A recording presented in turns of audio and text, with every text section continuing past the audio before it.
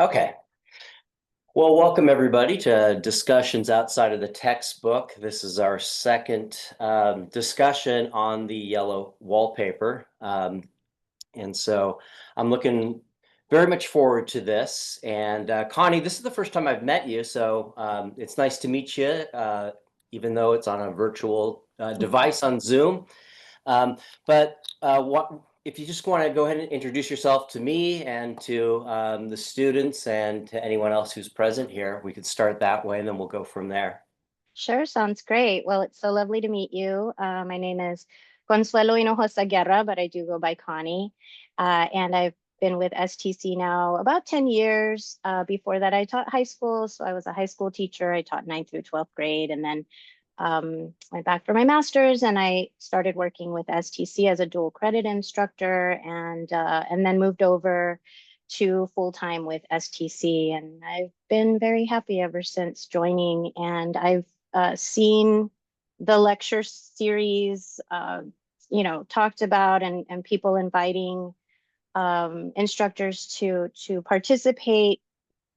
But I guess I just always felt coming in from the DC world that it was maybe not something that I could participate in. But this time around, I was like, I love the Yellow Wallpaper, and I'm just going to go for it and be a part of the podcast at least. And so I'm really excited to be here, and I appreciate that you do this because I think it's a great idea. Well, let me dispel any kind of notion about that, whether you were a dual credit faculty member or a full-time faculty member here on the campus, you are always welcome to participate in any lecture series. You have all of the credentials any of us have, so I'm certainly glad that you are here. And I'm particularly excited about this because yeah, the Yellow Wallpaper, we'll get into what it is about in just a second, but for us historians, this is an intellectual curiosity. There's lots of themes that we could draw from to highlight the late Industrial Revolution, the Progressive Era, gender, and all of that. But I'm particularly excited because you, as an English instructor, you've dedicated your attention to carefully reading and looking at the language as intended, as Charlotte Perkins is using it as an art form. So I'm very eager to see the literary devices that can highlight her genius in this. And just from a layman's perspective, it's a disturbing story, but a simple story. But I imagine there's a lot more than meets the eye if you're just reading it for the first time. And it's probably one of those texts that every time you read it after your first time, things begin to jump out at you. So this is going to be great. So yeah, let us begin. I thought we would begin. And this will be probably a good springboard for introducing this story to anyone in the audience here that is unfamiliar with this story at all, right? So I thought I would read the first, the beginning of the story when she's introducing her husband, John, in a very interesting way. So, and then from there, she's going to go into describing this room in this home that they're moving into while she is enduring this rest cure. So anyway, I'll start and then I'll ask you basically what this is all about. So John laughs at me, of course, but one expects that in marriage. John is practical in the extreme. He has no patience with faith and an intense horror of superstition, and he scoffs openly at any talk of things not to be felt and seen and put down in figures. John is a physician, and perhaps, I would not say to a living soul, of course, but this is dead paper and a great relief to my mind. But perhaps that is one reason I do not get well faster. You see, he does not believe I am sick. And what can one do? I am a physician. If a physician of high standing and one's own husband assures friends and relatives that there is really nothing the matter with one but temporary nervous depression, a slight hysterical tendency, what is one to do? My brother is also a physician, and also of high standing. And he says the same thing. So I take phosphates or phosphites, whatever it is, and tonics and journeys and air and exercises, and am absolutely forbidden to work until I am well again. Personally, I disagree with their ideas. So, one, let's basically start this discussion by in this simple passage here, and let me put this in the chat for anybody. I should have done that before, but I'll go ahead and do that now. That's what was just read, if anyone wants to read that over. When you read the beginning of this story, one, what is going on here? And then from there, she's going to jump into basically explaining what this home is all about. And I'm one, and I suspect there's more than just a description of a home that she's not too sure about. If you can kind of explain the symbol, what this home represents, what it symbolizes. But yeah, anyway, yeah, what's going on here? Yeah, sure. So when I think of the yellow wallpaper, I think of it in two different ways because when I was first exposed to the yellow wallpaper, I was a student myself and I was studying English literature. And so I'm sitting in, the big auditorium at Texas A&M University, and we've got the huge anthology, and the yellow wallpaper was one of those stories that we were assigned to read, and then we were having a discussion in class. We read that one and the story of an hour and the open boat. And we did look at it purely from the literary viewpoint, right? Like, let's take a look at the character development and let's take a look at the symbolism. And I think, yes, that's certainly one way to look at it. And we'll talk about what this house is and what it represents and ultimately what the room is for her.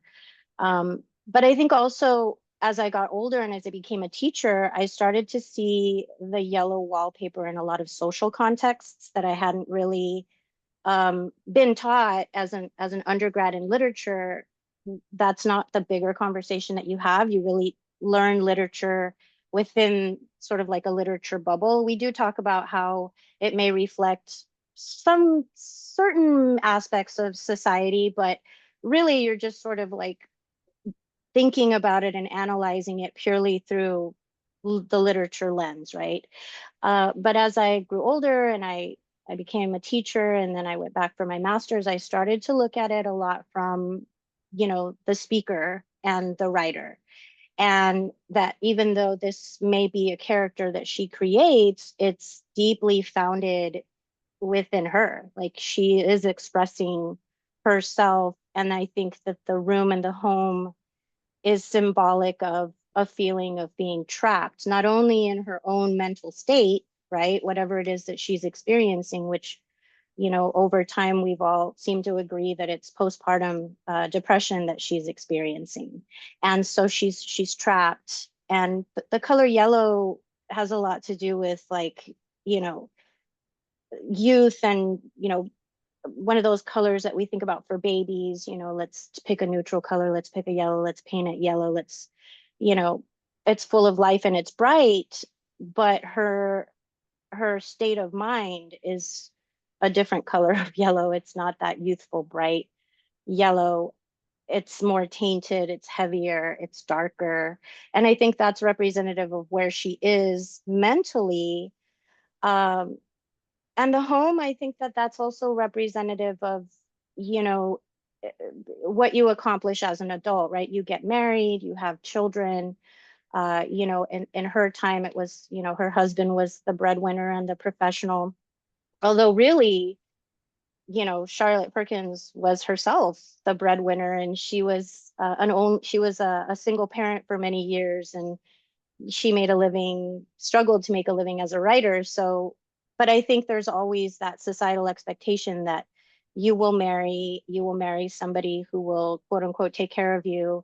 And that places a lot of the responsibility on the male, right? So I think later on reading this as an adult and thinking about gender roles and those kinds of things, which I, will probably get into, I started to see it differently in the way that she introduces John, because I almost see it as a little bit patronizing, like, oh, silly John, like he just doesn't get it.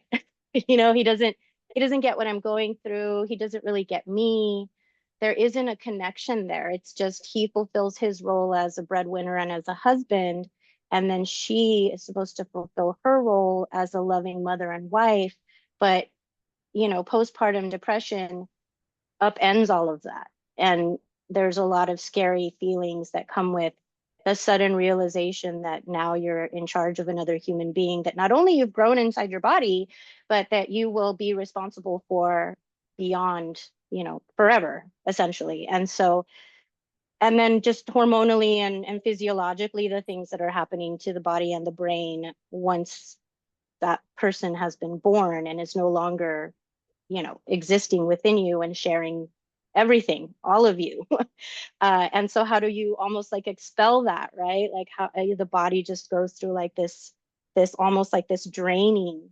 And I think nobody fully understands that if they've never carried a child, and men will never have that full understanding of what really happens when that transformation occurs, right? From the moment of conception to growing this child in a body to giving birth to this child, and then what comes after that is it's a fantasy world, I think, for parents to live in. We're creating this home, we're creating this house, we're creating this family, but there's so much that goes into that. That's all of the gray and all of the complexity and the gender roles and all of those things, right? So I know that was a lot. I was just so ready to talk about it all that I'm just like letting it all go.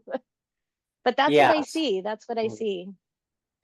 Yeah, I find that such a great way of introducing, really setting the tone. Just the introduction of her husband isn't like my loving husband and my support. John laughs at me, right? But then it's just like, well, of course, this is what happens in marriage, and I think this is one probably, obviously something that still occurs. This condescension that can happen in power dynamics between men and women, husbands and wives, but definitely this is probably, this is obviously commonplace during their time. Um, so yeah, thank you very much. I think that sets the story up very well, and basically to give the broad contours of the story. If somebody's walking into this and doesn't know at all what's going on, yeah, this is she's uh, she's just had a baby, and she's experiencing postpartum depression, and the prevailing remedy for this is what's referred to as rest cure, and it's horrible. Um, there's a lot of themes of reason versus love, and I think this is playing into these gender boxes between men are the people of reason and women are the people of emotion. But clearly, this is I think this is an expose on on the problems of reason itself. And this is actually, if we were to use reason as some sort of virtue, this is beyond reason. I don't see how it is even possible, especially people in the medical world, to even begin to contemplate how this would have been useful to anybody by isolating somebody, taking their baby away from them, and robbing them of any kind of intellectual endeavors. And in this case, the person who's writing this is a professional writer, and she's not able to write. So. Um, One thing I'd like to explore as far as the literature is concerned, how can the home itself represent each of the characters? And basically, there's three characters in the story. There is the narrator, there's John, and then Jenny, John's sister, and of course the baby, but the baby really isn't mentioned too much throughout the story. But yeah, is there anything we could talk that you can point to of how the home itself is symbolic of each of these characters in their very specific and distinct ways? Sure. I think the home is representative of the the husband as provider, right? Like this is what he's bringing to the table. There's going to be stability. Uh, you know, I want to say that she says that this is a home that they hadn't really considered that they could rent before, or that they could stay in before. And so maybe there's some sense of, because he's a doctor, and doctors were not then what we think of them now, right? But that he can provide maybe something stately, something that's status, like a status symbol. And I think for the woman's character, I think the home does represent everything that she's supposed to find joy in. And even Charlotte Perkins herself um, had shared that she struggled. She struggled to to see, I don't know if it was joy, but to settle herself with this idea that she should be happy as a homemaker, she should be happy as a wife, she should be happy as a mother. And so, you're in this nice home that's being provided to you, that has everything you could ever want or need, right? I mean, you basically don't have to do much except, like, raise a child, haha, which is a lot. But that the only thing that's required of her is to play this very quote unquote simple role, right? But and within that there are all these, there's a lot of complexity. There's rooms in this home, there are expectations in this home that she maybe hadn't always aspired to, but then now the added weight of her psychological struggles, her mental health issues are now, becoming even, making that even more clear. Like, this isn't something that I necessarily want, or that I'll be able to handle. Um, and then I think for the sister, she's supposed to embody what a person of that stature you should just be okay, right? Like, this is the ideal. Like, this is just how we live, this is how we do it. Everything will pass with time. Like, you'll just feel what you're supposed to feel, uh, as a wife and a mother and a homemaker, right? Like, those things they're gonna happen, right? Like, this is that stage, that look to me for what that next stage is, right? Is how I see the house, symbolic of each, or representative of those characters. Yeah, thank you. Let me share this in the chat. And I found there's something in here I find really interesting. And I think this passage can kind of highlight symbolize basically their relationship in many ways. So I will let it alone and talk about the house, the most beautiful place. It is quite alone, standing well back from the road, quite 3 miles from the village. It makes me think of English places that you read about, for there are hedges and walls and gates that lock, and lots of separate little houses for the gardeners and people. There is a delicious garden. I've never saw such a garden, large and shady, full of box bordered paths, and lined with long grape covered arbors with seats under them. There were greenhouses too, but they were all broken now.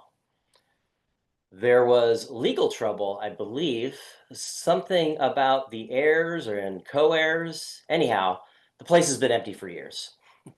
Um, yeah, what is that? She clearly she's describing something beyond just the home. I think this is quite purposeful of describing their relationship. I was wondering if you could talk on that. Sure, there's a lot of contrasts. I mean, there's all this lush life that she's surrounded by. There's a lot of nature, there's a lot of beauty, but there are also these walls and these gates, right? And so, that feeling of entrapment, right? That feeling of not being able to scale those walls or gates easily, or just even being able to open them. And I think if we also bring in the fact that she's struggling with mental health issues, like, none of those things are going to feel alive to her. And if anything, the walls and the gates are going to feel those structures are going to be at the forefront of anything beautiful that may surround the grounds, right? That vegetation, that life that's happening, like that's not, it's there, but can she enjoy it? Can she wake up every day and feel gratitude for it? And I think for people that experience depression, not only postpartum depression but just depression in general, those things that everybody else seems to wake up and be like, oh, look at the flowers and look at the trees and what a beautiful day, their mind isn't able to process that in that way, right? And so asking them to appreciate all of these things, and it's like she knows that she's supposed to appreciate these things, right, as we all are supposed to, but it doesn't it doesn't feel natural to her. I think what feels natural to her is these locks, and there's a lot of separation, right? And if we're being symbolic of the relationship between her and John, I mean, they're two people, they're coexisting, they're cohabitating, they are building a family, but they're not really connected. I mean, John doesn't understand her, and it's not just his logical brain, it's that he also just doesn't understand mental health issues, because a lot of people don't understand mental health issues, right? It's not just John's problem. I think just societally, we don't understand what happens when somebody is going through postpartum depression or has uh, deals with depression, consistently throughout their life.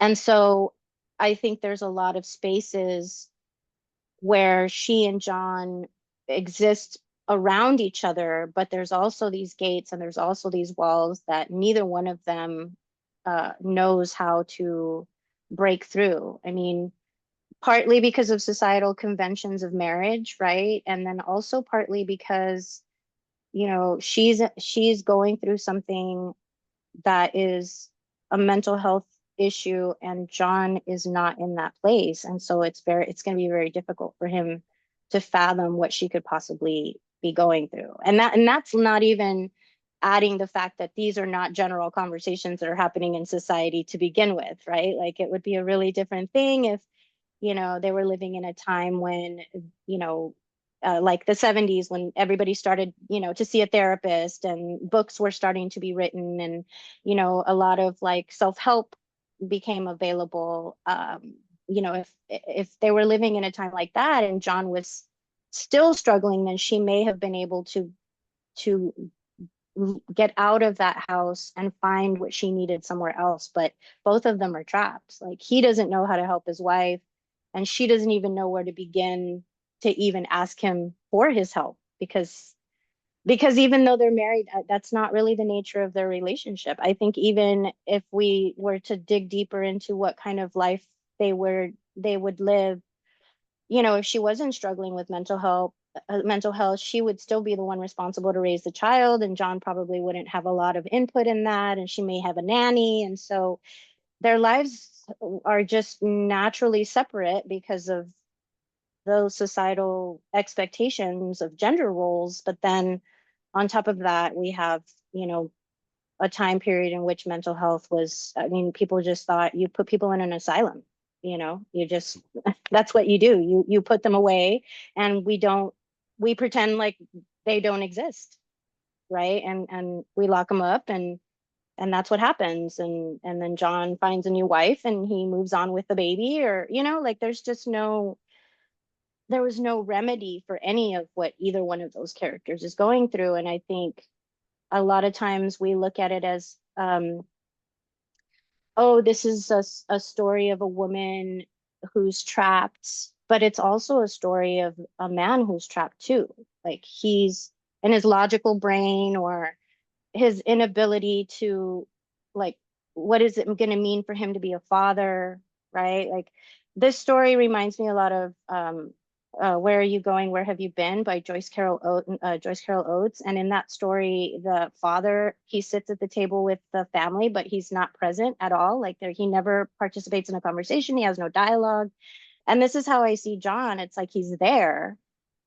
He helped to make the baby, but he's not a part of anything really. Like he's his own separate person, and she's her own separate person, but yet they're married and they have a child, which, yeah. Yeah. So It's very that's where I am with romantic, that. Yeah. very Yes, romantic. yes, of Yeah. course. Yeah, and she's I think the mark of any great writer is a concise writer, and she's so concise with her language and sentence structures. I mean, just that passage I just shared. So I will let it alone and talk about the house. And then her first description of it is, it's not just a beautiful place, it's the most beautiful place with an exclamation point. And then what follows that is not to explain what's so beautiful about it. It's quite alone, standing well back from the road, right? And so just you opened up basically talking about depression, and yeah, somebody enduring depression, you could have the most beautiful surroundings, you could have, a well-paying job, a beautiful family, but none of that is going to matter. You feel trapped within that situation. And Mm-hmm. yeah, and I appreciate you giving grace to both of these characters, particularly John. It's within my lifetime, I remember even having thoughts about people going to therapy as there must be something profoundly wrong with that person. And I think, fortunately, I think that has been greatly dispelled, right? You can go to a therapist even if you don't have anything wrong with you. You don't want to vomit the stuff at home, so I'm going to go to a therapist and just talk about how my department chair is a pain in the butt. And so, but yeah, there's just no talk of this at all. I mean, this is before Freud even. So there's no psychologists or therapists to even go to. So, and he's, to give him any grace, he's doing the best that he can with what he's been provided for, which really, I think this book and the last book that the CRT assigned the college, Incidents of the Life of the Slave Girl, um, I think is really important for us to talk about, because they're basically exposés of this is what a patriarchy looks like. And it's not good for anybody. It's uh, Correct. I think if you describe a patriarchy, especially to a young man, you can make an assumption. Well, yeah, I guess that could be problematic, but at least it could be good for the guy. You get someone who picks up your dirty socks and makes you a sandwich, right? Um, but yeah, this is somebody that is hyper rational, has doesn't understand intuition, is just completely incapable of looking at the person in front of him who he has committed his life to, um, who is again and again explaining that I am sick, there's something wrong with me, and he won't hear of it, and saying, oh, all you need is some good surroundings and to be isolated, and in 3 months you will be cured. And Yeah, that's probably the first thing you would want to ask somebody is, you feel sick. Well, what is wrong? What's going on with you? Let's talk about this. But yeah, he doesn't even have the language for it. He's completely emotionally illiterate. Um, and it's it's within this gender roles of men have no emotions and women are just all emotion. And Mm-hmm. so if a woman is trying to be reasonable, you just discount what she is saying because she's just not capable of it. And luckily, me as a man, I'm capable of reason, and so I will apply this reason and this remedy to abscond her of her problem that she's experiencing, which is just slight hysteria, probably. Right. And it robs that entire group of people from a fulfilling life of experiencing not only their emotions, but experiencing and having empathy for others, and experiencing that good feeling that you have when somebody does thank you for being a good listener, for just taking the time to ask them how they're doing, or we've set the bar so low, right? Like, oh, you don't ever have, we don't expect you to do these things because you're just, you're emotionally inept, right? You're just an underdeveloped person, and hurry up and grow up emotionally. Well, how does that happen if we don't encourage it, if we don't teach it, if we don't celebrate it? When this whole like, well, men just bury their emotions. Well, they learned that. That is not something that physiologically somebody could do an experiment on and say, oh yes, that is exactly what men do with emotion. That's how they process emotion. No, it's just that that's a learned behavior that we perpetuate over time. Like, it's normal for John to have this reaction. Like, that is his role, right? He just has to keep reminding his wife that everything is going to be okay, and that all she needs is rest, because women can get overwhelmed and flustered. Those are the things that he was taught. Those are not the things, like you said, he's not intuitive, right? Because he's never been encouraged to use his intuition to say, there's something wrong with my wife, right? And I'm going to try to help figure out what this is. And this taking her away from all the things that she loves to do, and not encouraging her not to think and not to write, and just, don't you worry your pretty little mind. Like, I don't know that he is necessarily satisfied with that, but we'll never know, because we're never encouraging that for him to express any of it. Like, I can't imagine. I think what happens a lot of times in these stories over time, especially with how the feminist movements become stronger and stronger, and then even within the feminist movements, we have breakaways where we have, the more extreme feminists that, essentially are like, we just need to ignore men and just keep doing what we're doing because we need to get things done.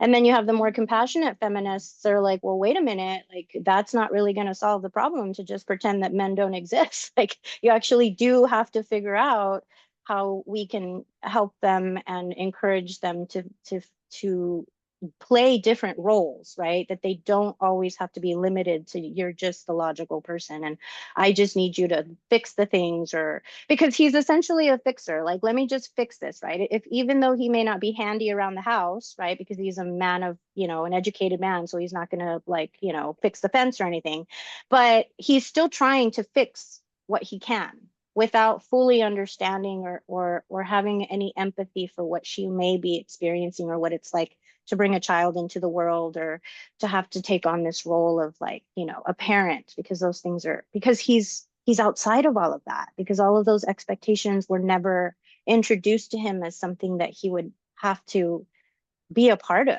And I think even now, like, all of in recent, with overturning Roe v. Wade, I hear a lot of women's stories, but you know what I don't hear? I don't hear how the men are suffering because their wives are suffering and their partners are suffering.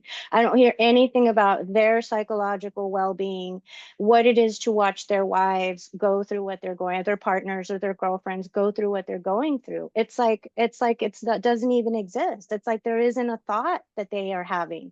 And I can't imagine that these people who are in committed relationships, as you mentioned, John and his wife, that they would not have some feeling for what is happening to their partners with what's going on now with the reversal of Roe v. Wade. I mean, they're losing children.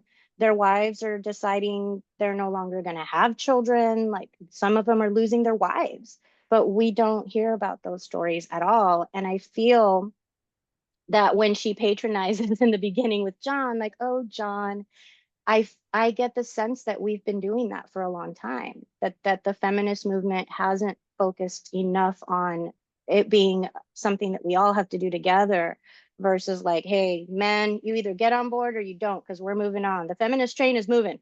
We're going to do what we Mhm. need to do, right? So I feel for John, not because I think it's my duty to make him be a better man, but because I'm like, he can't express himself. He must be feeling things about what's happening with his wife, and he probably doesn't have buddies to talk to about it. It doesn't seem like John and the brother, who are both physicians, really, are going to sit around and have a talk about what might be happening with his wife. So, she's in the thick of it with all this mental health, and we know everything that's going on with her, and we expect her to feel trapped, and we expect her to be struggling, but we don't expect anything from John. And I think the way that she talks about John, and also in The Story of an Hour, Kate Chopin is similar. She's like, oh, so happy that he's not around.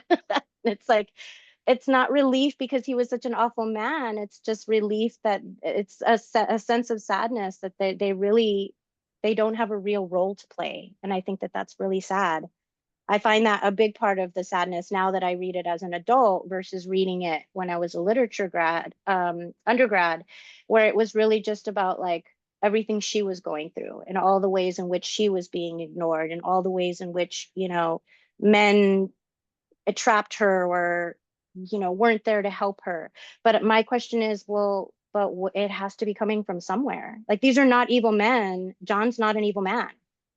He's not a Yeah, horrible person. he's doing what he thinks Yeah, is he's not best. abusive. He's This not, is his expression of love. right, right. This is his expression of love. That's a good way to put that, because Mhm. he loves her. It's just, I mean, he just doesn't have the tools to.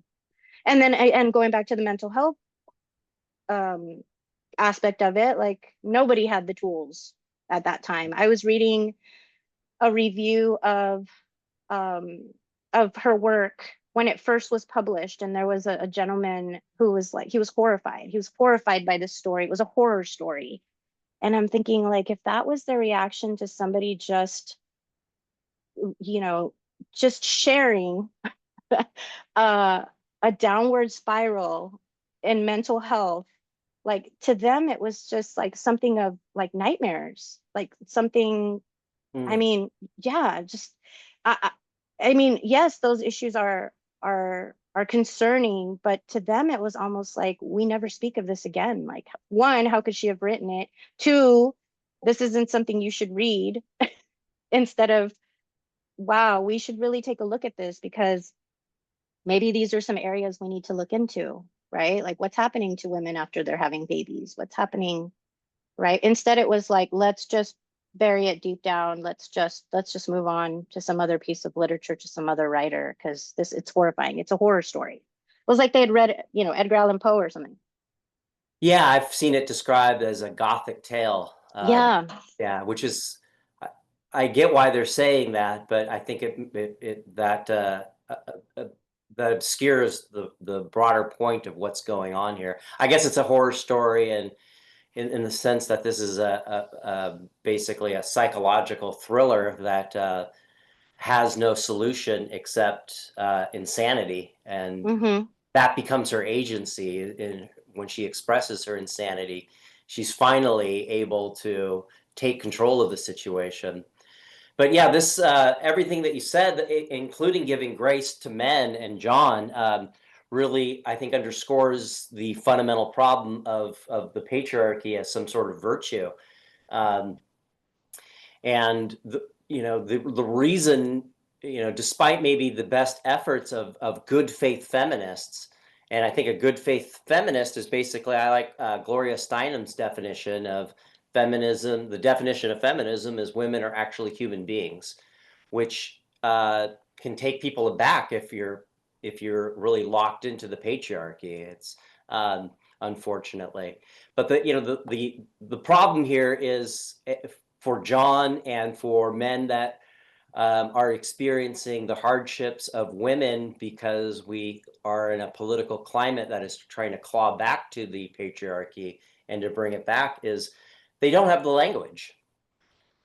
And the only language that they have is anger. But it would be something to highlight this to my students. It would be perfectly normal if your mother or your wife came home from work and just started bawling, just started crying, and just said, I had a really hard day at work, I need a hug.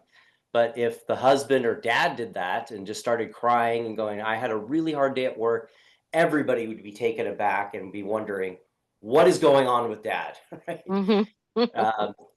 He probably needs to go to a mental hospital. um, and so that gets suppressed, and then the dog, I don't know, tears something up, and then anger comes out, and then he's externalizes all of the sadness, the humiliation, the uncertainty, and it just comes out as anger. And it's deeply, yeah, it's unfortunate. Chris Nelson. Oh, it is a horror story in the way of the heart of darkness, i.e., concerned with actual but acknowledged horrors Mm, rather than acknowledged but imagined ones. Yeah, hmm. great point, Chris. Yeah. Um, the yellow wallpaper. Um, to get towards the end of the story, right? So, um, what's really frustrating about reading this is that she's just so resigned, right? John laughs at me, of course, but one expects that in marriage, right? No, you shouldn't expect that in marriage. Maybe laugh with you, but not at you. Um, and so, and there's just line after line where she sees what's wrong, right? These people don't believe me. What gives me joy is writing, but I have to hide that, and that makes me more tired because I'm being deceitful. And so she's just this resigned, helpless person who nobody's listening to. But finally, we get to the end, and it's a slow buildup. She's seeing stuff in the wallpaper. It's horrid to her. She finds it aesthetically not pleasing at all. It's a sin against art, I think is the line that she used. Um, and then this postpartum depression is clearly descending into postpartum psychosis. And yeah, can you talk about what she's actually beginning to see in the yellow wallpaper? A woman that's trying to climb out, to claw her way out. Uh, I mean, herself probably, right? I mean, I Yeah, think I think whenever somebody's struggling with a mental health issue, there's dissociation that happens a lot of times. I think there are things that hallucinations that maybe take the form of what your inner struggle may be, and now it's being projected. You know, your mind is projecting it into something that becomes very like visual for you. And I mean, I think and I find it so interesting because when students read it, they're confused. They're like, wait a minute, so what's happening? Or where is this? Who is this woman? Which women are we talking about? um, and I think the woman is the form of her psychosis, right? I think it's also, her like this. I mean, I think sometimes the sense that you've resigned yourself is just sheer exasperation, like at so tired of just fighting and, advocating for herself. Oh, did I lose you guys? there we go. I think I Okay, think we just had sorry. so yeah, go back to what you were saying. We lost you for about 5 or 6 seconds. Oh, okay, that the woman is her like manifestation of her psychosis, right? Like she really is, entering this space in her mind where she's tried to just claw her way out. And what we may see as her resignation is just ultimately, I mean, exhaustion, right? It's just at some point dealing with the depression itself is exhausting, and then dealing with, essentially through John, right? She's taking on society. She's taking on that patriarchal system that is not listening, that we're seeing again today with the reversal of Roe v. Wade, where we have women that they're telling their awful, awful stories of what's happening to their bodies, of what they're having to endure, of why they're choosing not to have children anymore after these experiences. And it's falling on deaf ears. And I think at a certain point, you start to disassociate. Like it's not that you've resigned yourself, it's just in order to survive this deep trauma of nobody is listening, you just you go to a different space. And we could say that that space is psychosis, but with her, the only way out is for this woman to just like try to escape from behind this wallpaper, this trap, this, whatever it is. Like she can't leave right? We already know that she's talked to us about the gates and the walls and she's not going anywhere. John's not going to change. He's not going to wake up tomorrow and be like, oh my God, where have I been all of this time emotionally for you? Let's try to figure what's going on. Let's go to Europe and we'll figure out where the best doctors are. Let's go to, wherever we need to go. Let's go to the America, like anywhere where we can find where the best doctors are. Like we will find them for you and we'll get to the bottom of this. That's never going to happen. So I think it's partly spiraling into that psychosis, but it's partly just disassociating herself. Like, I mean, what's left? Like, what is it? And it is horrifying, right? It is like Dr. Nelson was saying, like, it is a horror story that she isn't going to find any relief, right? She isn't going to find relief in the medical community. She isn't going to find relief with other women talking about these and sharing these similar stories. Because even though she may not be locked up in an asylum, she's still locked up and barred from other women. I mean, today women are very communal, and there's lots of different spaces where we talk about, pregnancy issues and raising children. And I mean, you name it, there's a group for it, right? What schools to choose, how to, dealing with your husband not being emotional. I mean, we've got it. But she didn't have that, right? She didn't have that in her sister-in-law. She doesn't have it.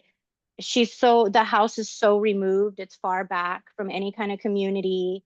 There doesn't seem to be neighbors around. So like what's left for her is that deep spiral of she's just coming apart. I think she's coming apart. And I think that the woman symbolizes a lot of that, like the wallpaper just sort of like being stripped down and just trying to find some way out of all of it and not being very successful, which is the sad part about this story, right? I mean, Yeah. it's a sad story altogether. Maybe it is better for us to think of it as just horror, because with horror you have to convince yourself like, oh, well, Freddy's not real, Jason's not real, like those things don't really happen. Uh, but yeah, it is ultimately a really sad story. Yeah, it's yeah, I view this as a tragedy. It's in the classic sense that it's inevitable what's happening here, and there's no solution Mm-hmm. um, for these characters. Um, what I find basically to the jump to the end, because she does have agency in the fact that she's writing, so I see that as an expression of her agency. And then she's basically in the way that she's trying to take control of her mental health by trying to find this woman and setting her free in there, which is obviously her. Mm-hmm. Um, but I love how this story ends. Um, Now, why should that man have fainted? Is the question. But he did, and right across my path by the wall, so that I had to creep over him every time. Wow, just a brilliant way of chef's kiss to go out in the story here. Um, I find that really interesting that he faints, right? That is definitely a perceived feminine quality if you're overwhelmed, right? He can't, he's looking at his wife basically losing her mind. She's just going around tearing the wallpaper. It's all in shreds on the floor. And he's like, "What is the matter?" He cried. "For God's sakes, what are you doing?" I kept on creeping just the same, but I looked at him over my shoulder. I got out at last, said I, in spite of you and Jane, and I've pulled off most of the papers, so you can't put me back. And then he fainted. Right? It was overwhelming for him, right? What I find very funny about that would be a common argument against women's suffrage, right? Women are these purely emotional animals. They cannot reason, and so they're likely to go into the voting polls and faint, right? But here we have this man fainting. Mainly, yeah, because it's probably he's hitting a brick wall. He doesn't have the language of like, I'm scared. What's going on? I'm worried about you. And so he just shuts out. He shuts down. Yeah. Body's like, okay, this is just too much. Let's Mm-hmm. take a little rest here. Mm-hmm. Um, and then she gets to just keep doing her thing and creeping over him every time. Yeah.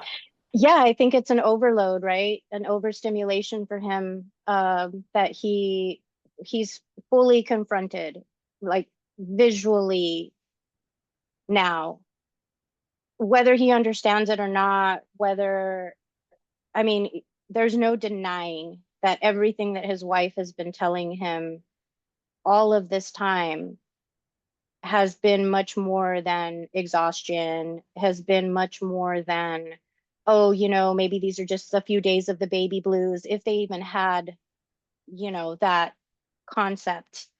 Um, yeah, I think it's an overwhelming realization that he is powerless. I mean, not just, against this woman who's now, fully spiraled, right? Um, but he's powerless. There's nothing, like you say, he lacks the language, but he also lacks the tools. There's no toolbox. There's nothing he can reach into to say, okay, let's try to fix this. Let's, what's going on here. There's nothing. And I think whenever we become overwhelmed, I mean, for her, it's this disassociation, right? Like now she's this woman, or she sees a woman trapped, and she's going to release this woman, she's going to save this woman, she's going to strip all the wallpaper, she's going to make it impossible, because then she refers to it as, you can't put me back, right? So it's this woman, but then it's also me. And I think with her, that's how she, you know that's her only method of dealing with this. And for him, the way that he couldn't disassociate mentally from it, so his body just did it for him. Like, it's just time to go. Like, you can't handle this, so let's turn it off. Your brain is just, it's like a kill switch, it's just going to turn itself off, because he doesn't have the capacity. And again, I think that that's really sad. I think it's awful what she's going through. And I think, and maybe I'm so used to these stories. I'm so used to these awful stories of women not being heard, of women drifting slowly into psychosis, that of course, I'm horrified by what she goes through. But there's also a part of me that is just like, I mean, yeah, yes, this is what happens, right? This is exactly what happens when we are ignored, when we are overlooked, when we don't get the medical treatment that we require. Like, this is what happens. Like, it's ugly. Sometimes it's irreversible. But this is what happens. And what I think, and I have a deep sadness for John, that for him, he can't, he's just going to lose consciousness. Like, there's nothing for him, right? There's nothing for him there at all. Like, his wife is gone now, and who knows what's going to happen to the baby, and he has nothing left, right? Not even his feelings, because we don't know how he feels about any of it. We don't know that he Mhm. can feel anything about any of it. And then he just has to tell people, like, oh yes, my wife is in an asylum, and you can't divorce a person when they're mentally ill, so we're just gonna have to wait till she dies, and then I can marry the next person, or however it worked out, right, in history. uh so yeah, it's sad. She's definitely that woman. She's definitely pulling herself out of there, but also trapped, and walking over him to remind him, like, yeah, I mean, what did you think was going to happen? Where did you think this was going to go? And I think Mhm. that way now with the Roe v. Wade, like all of these women deciding they're not going to have children, like, where did you think this was going to end up? You think women are just going to keep putting themselves in this position of danger, of having to bring forth a child that's not no longer living, but you have to carry it in your body. You have to, expose yourself to sepsis. Like, you think we're just going to keep doing that? Like, no, no. Eventually, we're just going to be like, you know what? No, it's not happening, right? You're going to start tearing the paper off the wall, and just no. And I think that's ultimately what she does too. Like, she just, there's nothing Yeah, it, left. it occurs to me in this hyper dichotomous idea of men are of reason, women are of emotion, and to look at emotion as a weakness. Um, but and perhaps it can be viewed that, yeah, sometimes women get really emotional, and I don't know what to do with that. But it's, yeah, what do you expect? Like, if you're getting kicked, if you're being belittled, if you're being gaslit, don't you think you're going to be a little bit emotional? It's just, it's cause and effect. Uh, Hmm. and then, yeah, it's unfortunate that traditionally, and even to this day, to a large extent, that emotions are seen as weakness, and um, and I'm guilty of it as well. I'm glad my wife isn't here, so you wouldn't see her eyes rolling in the back of me trying to claim that I have some sort of understanding about all of this. But it's emotions are just basically fire alarms, right? It's just, there's something wrong here, and we need to, I need to express this, and then you can use reason to express that. But the emotion is just basically the blinking light, the engine light coming on, saying you better pull over and deal with this, otherwise you're going to lose your car or your wife. Um, yeah, the other themes that come out at me too, bringing it back to, in light of Roe v. Wade being overturned, is my wife is in the, works at Holy Family. She was a doula for 12 years. Um, and one thing that struck me almost immediately, because this was the first time I've ever read this story this semester, and it, just, she would come home from, she would go to doctor's offices with women, mothers, and the doctors just would not listen. Like, this is my birth plan. I wanted to do it at home or at a birthing center, and I want, this, and the doctor would say, that's not going to happen, or and it was just a complete discounting. And this is today.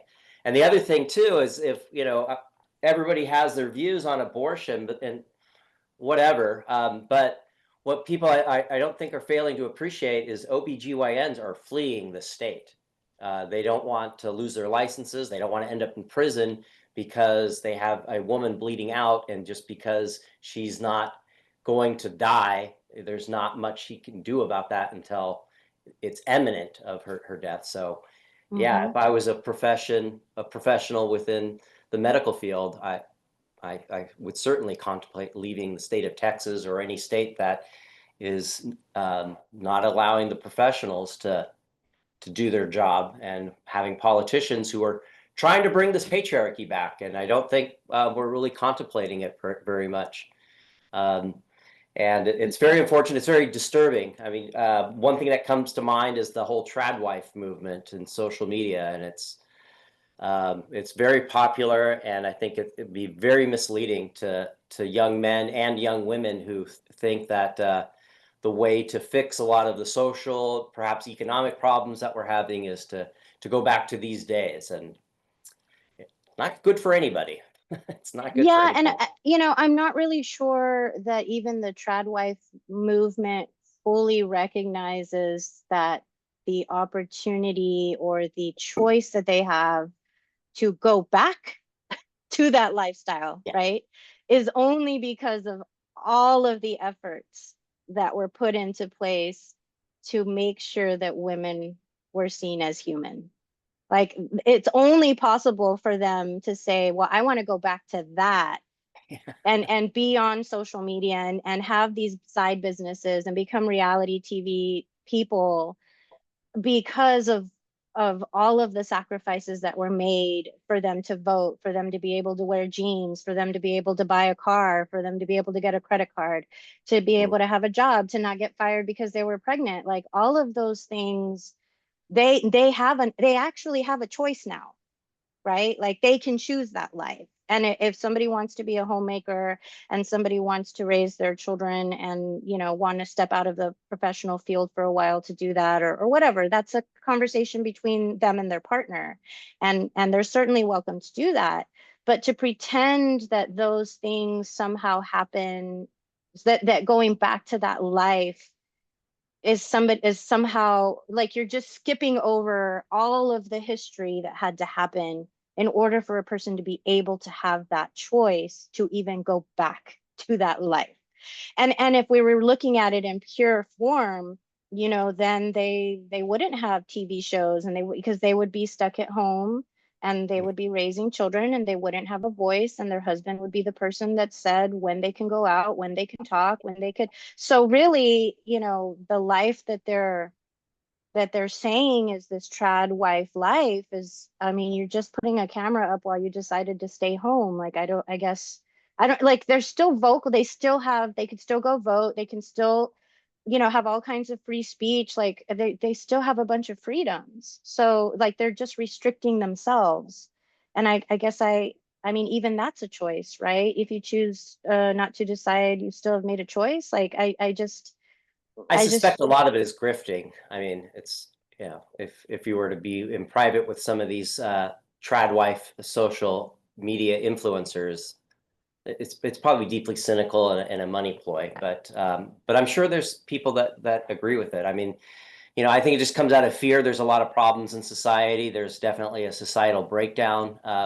And when that happens, people get nostalgic, and perhaps there's answers and wisdom in the past that we can bring back today, to fix a lot of these things. But I don't think a lot of thought is put into this, because essentially what I think the patriarchy does, and it's deeply ironic, is it reduces men to children, right, to little boys.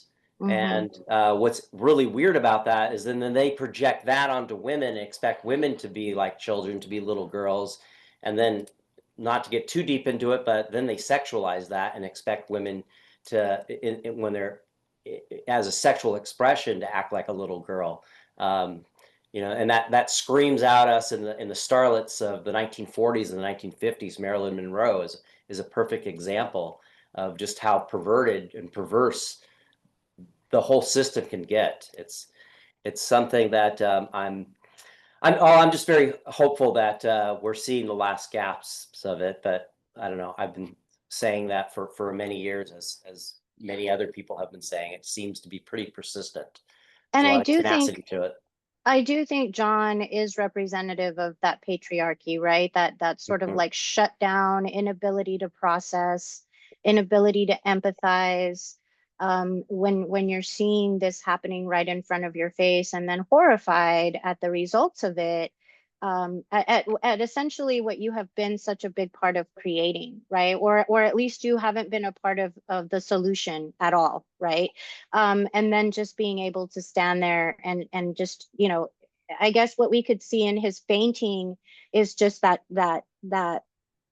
well, in his, I mean, it's an involuntary response, but you could essentially say that, all of these men that were part of overturning Roe v. Wade, that they also have chosen to just sort of like shut themselves down, not be a part of these conversations, not be a part of the future that is going to see many children die, that's going to see many women die, that's going to be a system that's going to be overwrought with babies that need to be adopted that are not going to be adopted, with systems that are going to fail because we don't have infrastructures, to support all of the children that are possibly put up for adoption, all of the children that may be born with disabilities that, we're going to have to figure out some way to help parents get medical coverage for. Like, I mean, so many different things that it's going to become so overwhelming for them that their reaction is going to be to continue to just faint and shut down, just play possum, like, I don't know, I didn't realize this was what was going to happen, Mhm. because how can we not, how, like, it's that question of John, how could you not have seen that your wife was slowly spiraling out of control? Like, how did you not think that this was going to happen? How were you not prepared for this kind of scenario? And this is how I feel about Roe v. Wade, is like, what what are they thinking that this is going to look like? Like, we don't want to give medical coverage to people already. So now you're going to have people that are bringing forth children. You're trying to, that they can't feed, or that they can't find medical care for. They're going to put into adoption systems that, are overwrought, that, it's like, it feels like it's just a huge snowball, kind of like what was happening to his wife. Like, it's just this huge thing that ultimately you're not going to be able to stop, and you're not going to be able to control. And what are you going to do? You're just going to faint. Like, I mean, we're just going to have to keep walking over you, right? Like, she's going to have to keep going. We're all going to have to keep going. We're all going to have to figure it out some way or another. And we're just going to have to walk over these guys who have just checked out, like Mhm. completely checked out. So I do think that John, and like you were saying, and you've been saying throughout this talk, like it's debilitating. The patriarchy is debilitating. It strips in this weird upside down kind of world, it gives power, but it ultimately just strips power, constantly strips power, Deeply right? ironic. Yeah. Yes. Strips power of everybody. Mm-hmm. Um, we'll open it up to Q&A. Chris has a question, but in the event that a young man comes across this and is open to hearing some of this, and I'm sure I would assume that they are, this is dealing with postpartum depression. Is there any advice you would give to a young father or even an older father? What what should they be doing, given the fact that my grace to men is there's no way we can empathize with what a woman is going through. It's we were fortunate we came across the Bradley method, and what I deeply appreciated about that is I got jobs to do. Right, there were things we had to have a birth plan, and there's going to be things that I'm going to do during the birth, and it was like okay. And then there's a midwife who was going to tell me this is what you need to do now. But yeah, when the baby is home and it's just you, your wife, and the baby, uh, and my assumption is just it's just a natural phenomena that a woman is going to experience a great deal of letdown, the hormones, and just the expectation of I thought this was going to be everything I wanted, but now that I'm holding my baby, what does this mean? Yeah, what would you say to a young man or even an older man, just a new father, of what you should do and what to be there for your wife, how to do Sure, that? sure, absolutely. So I think validating feelings is at the very top of the list. So if your partner is sharing with you, or even if they're not sharing, but you took a moment to notice they seem off somehow, right? They're not their their normal self. And it's not something that's easy to miss. Like you could see it. You can see it in people's faces. You could, and to not chalk it up to like, oh, well, they're just tired because they just had the baby. Like, no, I think validate feelings if they're sharing it with you. And I think also ask questions, right? Like, is this something because the baby hasn't slept or you're having trouble breastfeeding, or is this something more? Mm, Right? And then those two things, I think, validating. So if the person is telling you something feels off, I don't feel well, and I think this is something more than I just had a baby. Okay, I believe you. So let's start making some phone calls, or let's reach out to some family members, or let's come up with a plan, kind of like a birth plan, right? Like, let's figure it out. What's my role going to be in this? How can I best support you? What do we need to do? I can call the insurance company. I can find out where, some therapists that we're covered under, like something productive, right? And then I think the other thing is asking those questions, like not letting it like, oh, she's strong. She just gave birth to a baby. She's got this. Like, she's going to be okay. Like, no, I think just asking, like, hey, is everything okay? Or just saying, look, if at any point you don't feel okay, let's talk about it. Let's come to me and we'll figure it out together. Because it's a lonely experience. You make a baby together, but you grow a baby by yourself inside of your body on your own. And then you're the one that brings the baby to life. And that is just a whole other experience on its own. And then with everything that's going on right now, especially for new parents, I mean, on top of just parenting being scary, the world that we perceive we're bringing children into can add a lot to that mental stress. And so we really just need to find ways to talk to each other, to communicate. Like, I'm the pregnant one, but we're in this together, right? Like, this is just like the birth plan. We need to have a plan for in case something, doesn't feel right with my mental health, or I'm going to need you to step in because I'm exhausted, and I trust you, and you're a good dad, and you're going to be fine, right? It's going to be okay. So that's what I would say is validate and ask questions. excellent. And Yeah. maybe I really like the birth plan idea. I almost sort of feel like we should now extend that as part of family planning, right? Like, what happens if one of us is going through a mental health crisis and we've got this newborn baby. Like, what are the steps that we're going to take to make sure that we're going to be okay? Because if, it's like on a plane, you got to put your mask on first if you're going to be able to save the lives of others. So you've got this new baby at home, you got to put that mask on first because that baby isn't going to be able to make it without you. No. So I really like that idea of coming up with some kind of a plan. Mhm. We make death plans, we make, retirement plans. I feel like, yeah, mental health plans, I think, should probably be the next thing that we start thinking about. That's what I would Yeah. recommend. Yeah. Excellent. Thank you. Mm-hmm. Let me, Chris asked a question a little while ago, and part of or a comment, and part of what's going on this is our political movement is a vicious attack on journalism. And I remember reading somewhere that the yellow of the wallpaper may have been a nod at the yellow journalism of the day. Mm, How much of the story is an integration of the role of the writer and the role of the act of writing in a healthy mm. community? Yeah. Um, yeah, this is a little bit before the Spanish-American War. How much of the story is an integration of the role of the writer and the role of the act of writing in a healthy community? Well, it's definitely highlighting that this is not a healthy community. This is a a community that has basically has these very stark dichotomies of men and women, where communication is not possible.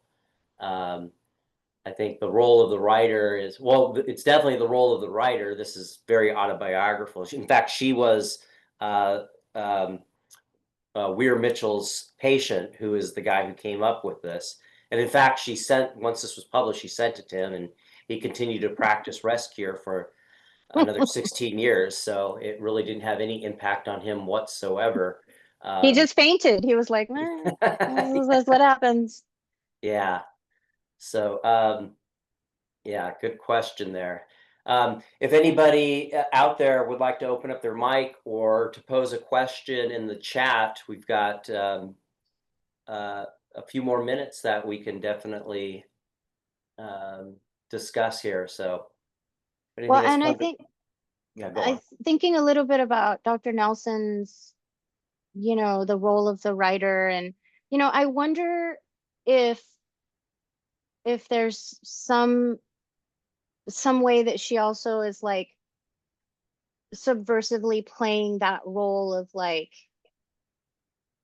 so everybody thinks that, like, how do I explain this? Like, I think of like a Rose for Emily, where Faulkner creates this character that she just like loses her mind essentially after having grown up with this really awful, strict dad, and then being like played like a fool when she falls in love with somebody, and then she ends up like killing him and sleeping with his dead body.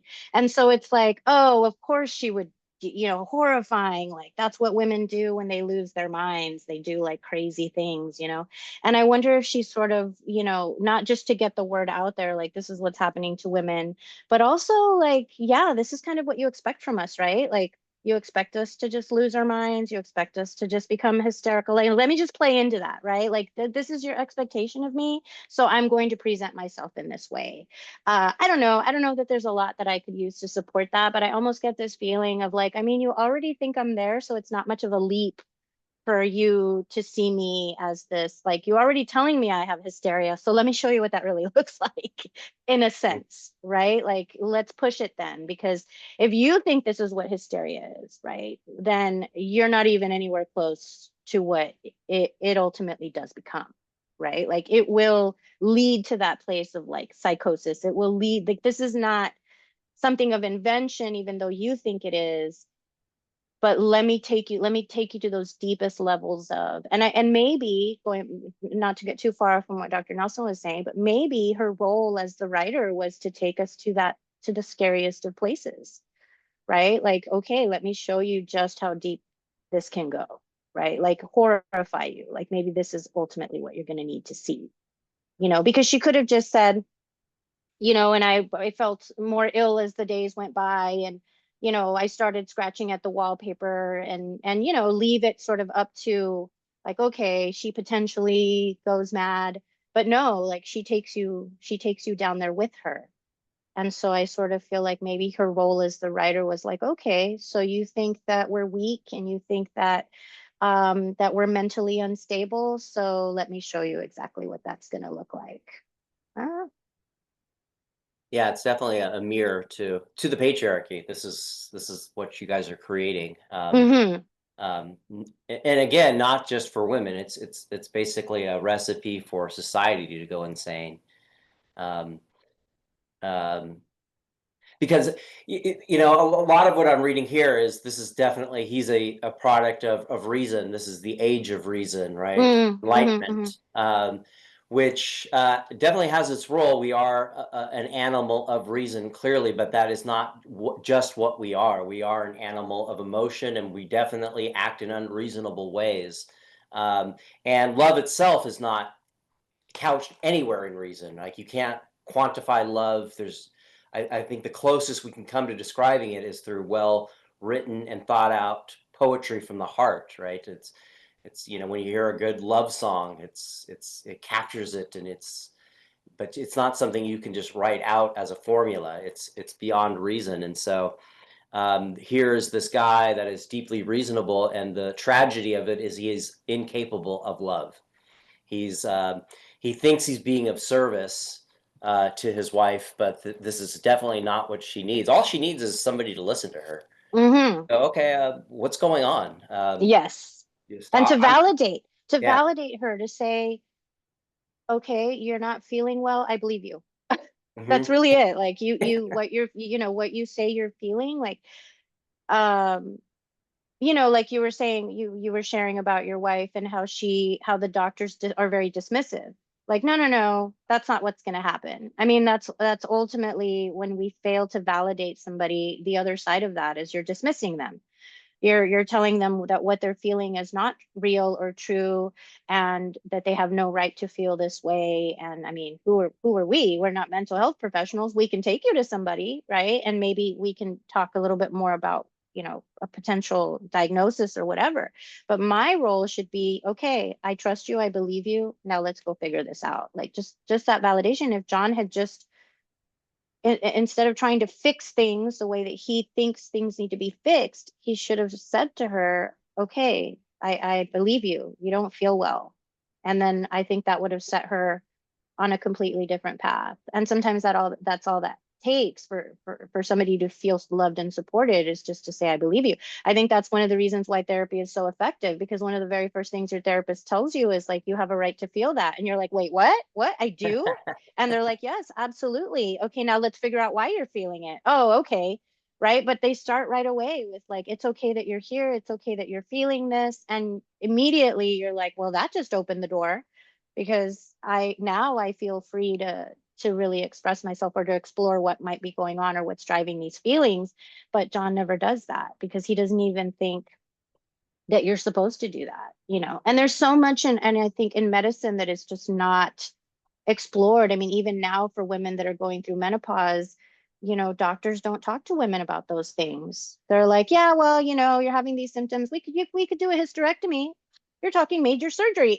Like yeah, there must be something else. Well, we don't know of anything. Why? Because the research isn't there. And it's the same thing with what was happening to her, right? It's like, well, we can't even begin to talk about this, because we haven't done any research on what it means for a woman to have a baby and what happens hormonally when they're pregnant, when they get pregnant, when they're pregnant, and when they're no longer pregnant.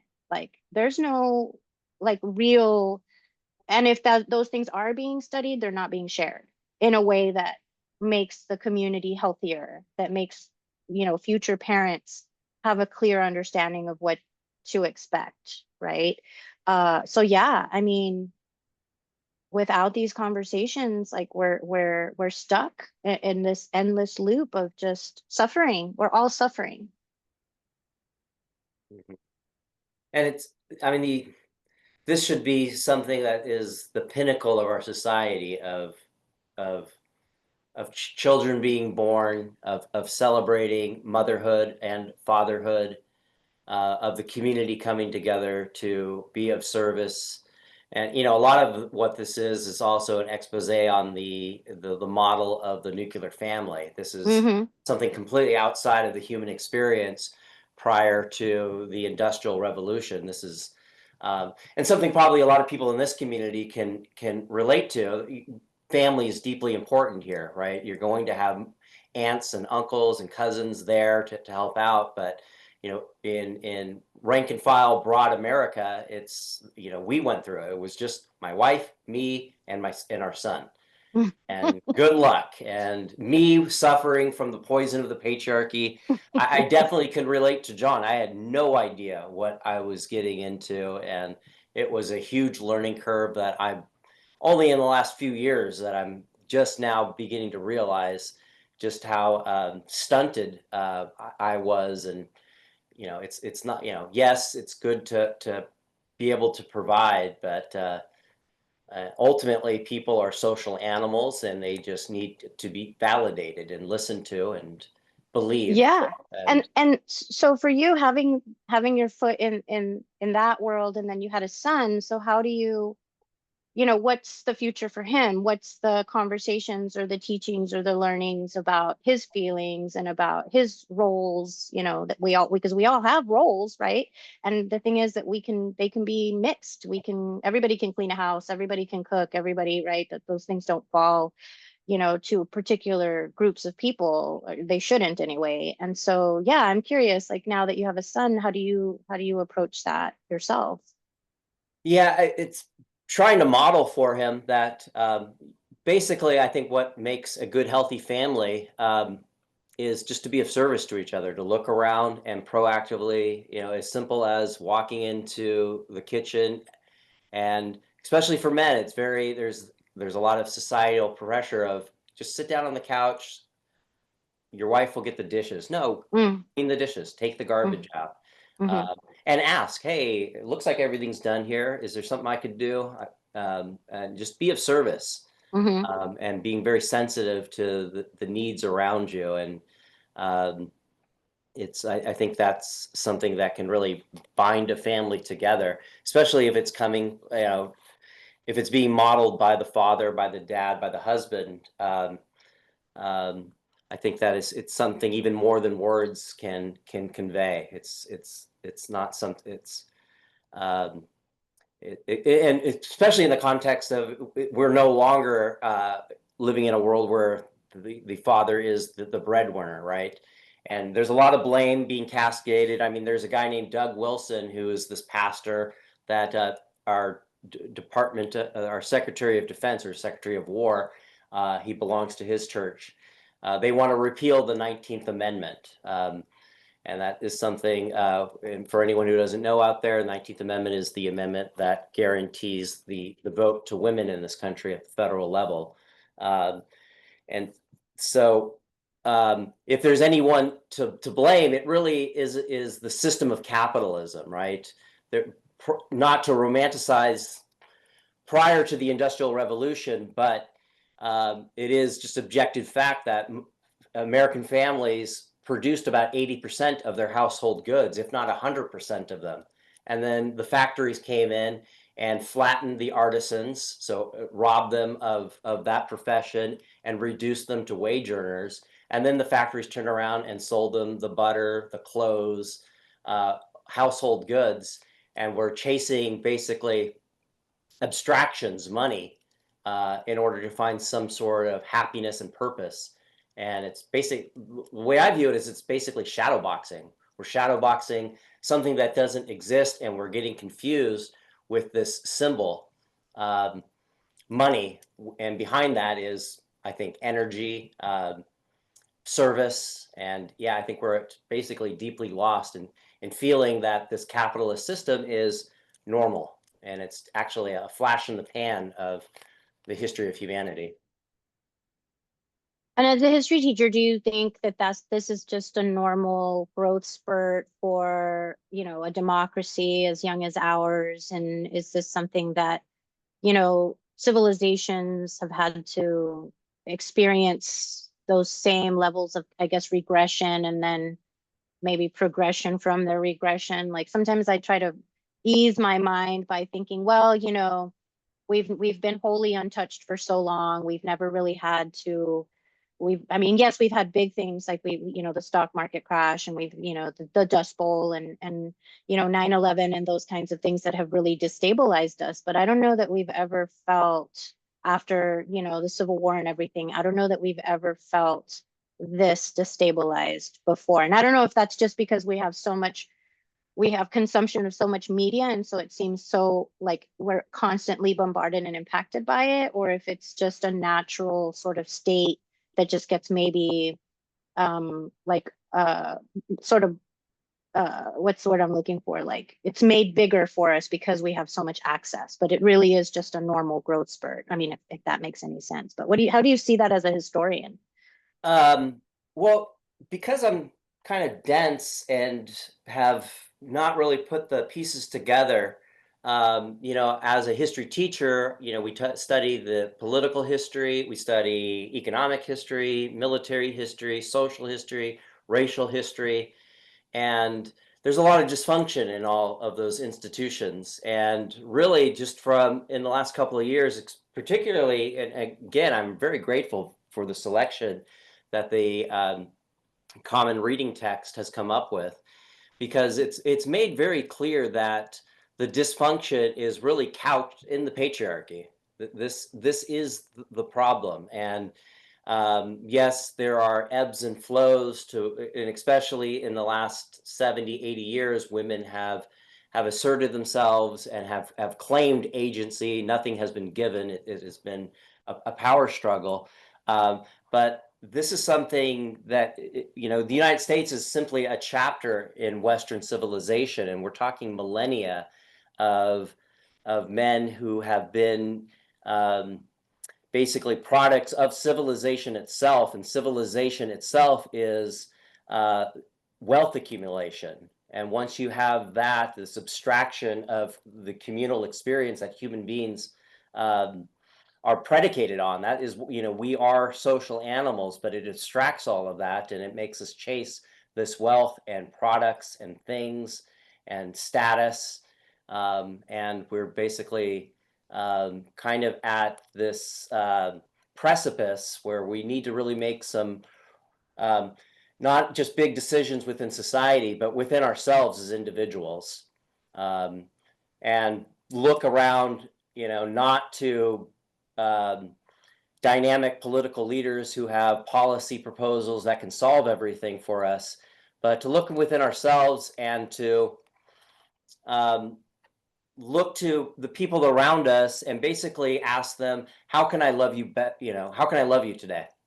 And it's really that all it takes. And I think that as powerful as the patriarchy seems, it's very much a very weak power structure, because love predicated on self-sacrifice can pierce that bubble and it will dissipate. And it starts with the individual, and I think from the individual, that energy can spread. So I see U.S. history as a chapter in a very long story that it would be nice to close the book on. Yeah. Yeah, so we are at 4 o'clock. I don't want to keep you too much, Connie, but if anyone has a quick comment or question that they want to throw out there, just put it in the chat or open it up. If not, then we can conclude this talk. Dr. Nelson says something. He Oh. says, and the patriarchy is especially susceptible to journalism, teaching, comedy, and well-crafted fiction. Yeah, it does. It does make a great stories and, yeah, entertainment. But living through it is definitely the horror story in itself. I like where you went with this, Connie. Thank you. Oh, yeah, me too. Yeah, definitely. Thank you. I Thank highly you. appreciate your time, It was Connie. great. And, Yes, of course. And I hope this is of use to students out there. And I know in my class we'll be talking more about this book. And again, thank you to the CRT committee. This was an excellent choice And it's a very short story, so not too It hard to get is. through. We But have someone else here. I enjoyed the listen, very informational. Thank you very much for this conversation. And then somebody says, coming from a military aspect, it seems like the military alone has its own system and rules.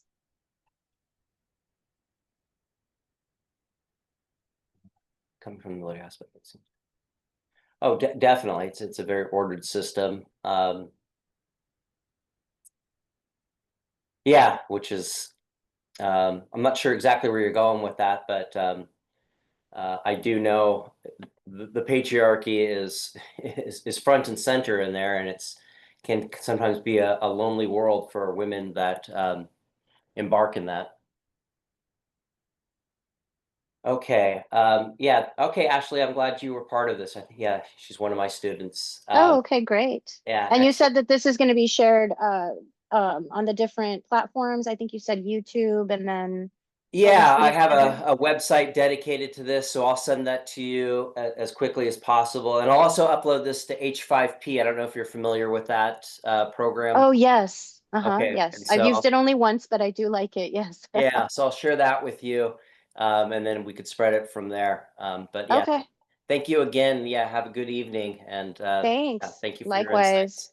Of Take care. course. Thank you very much. Have a good one. It's still not illegal to mention patriarchy. Yeah, that's Yeah. coming probably.